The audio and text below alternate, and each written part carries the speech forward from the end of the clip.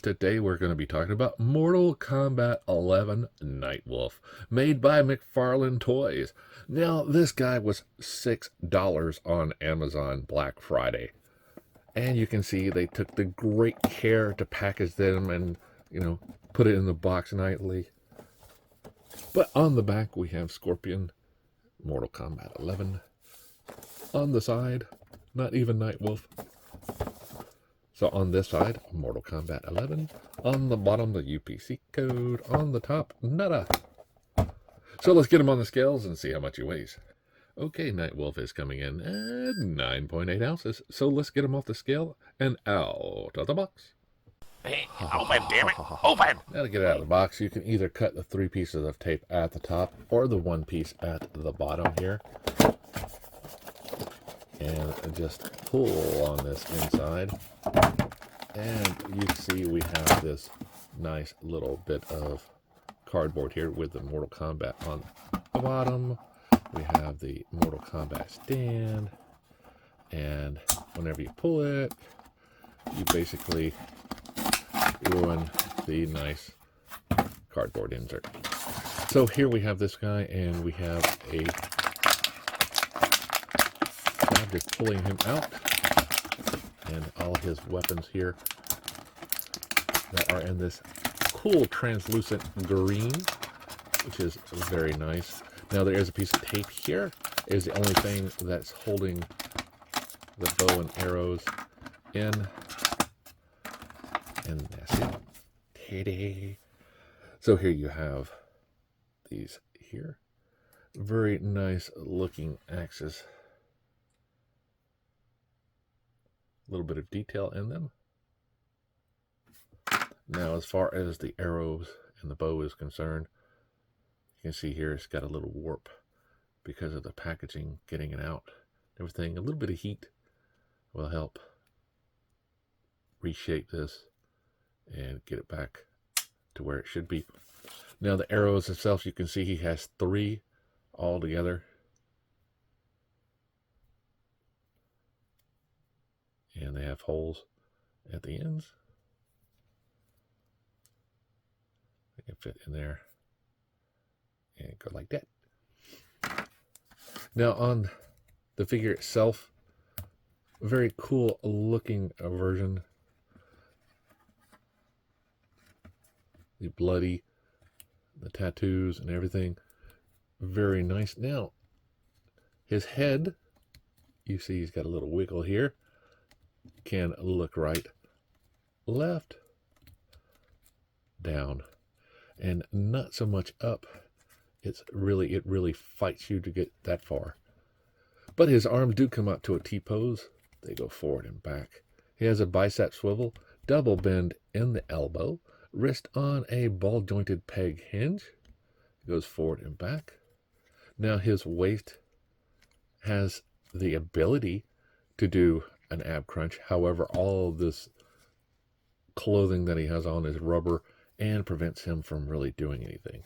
And as you can see here, we have a gap guard, even though you can see the gap. Now his waist does allow him to rotate around. He can do this much of a split. Forward and back is fine. Double bend in the knee and ankle on a ball jointed peg hinge, forward and back, side to side, a little bit of a swivel with a toe bend. Now his foot does have tread. Cool. His weapons simply just fit into his hand. And you can see here, they are very thick here. So once you do that, it will expand these a little bit. So it depends on how you want to do that. Now, one thing I did notice is the arrows do fit here. You can just put it in there. If I do remember the game, he is right-handed, so he holds his bow in his left hand. If I can get it in there. It's very tight coming out of the box. So there we go.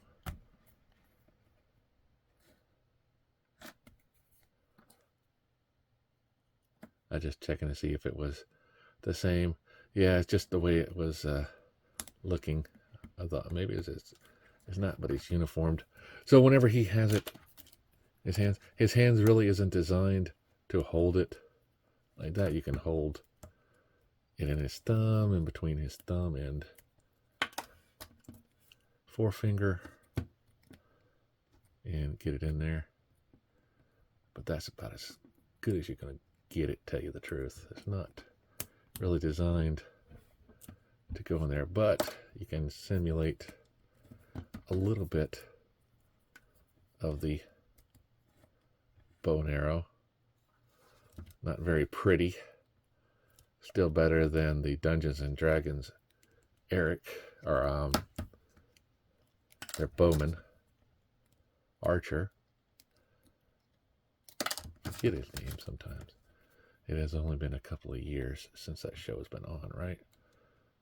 But you can see here, yeah, not very good stance with it. It is what it is, right? Now, like I say, you get these axes. They're part of his power, if I can remember the game correctly. My son played it, not me. I played the original. That's about as far as I go. Yeah, I played, what, 3 or 4 when it came back out on the consoles. Because by that time, arcades were pretty much done for. I miss those days, though, sometimes. Oh, man. Memories. Yeah, so this one fighting me all the way, but you can get the idea. He can hold it whenever you can get him in there. So he fits on the stand pretty nice. He is the 7-inch figure, so he will fit in nicely on the shelves with your other McFarlane toys. And so the actual height for this guy is coming in right at 7.5 inches tall. He doesn't stand on the stand that well, but he still stands up nicely. So remember, as always, to like, subscribe, and keep collecting.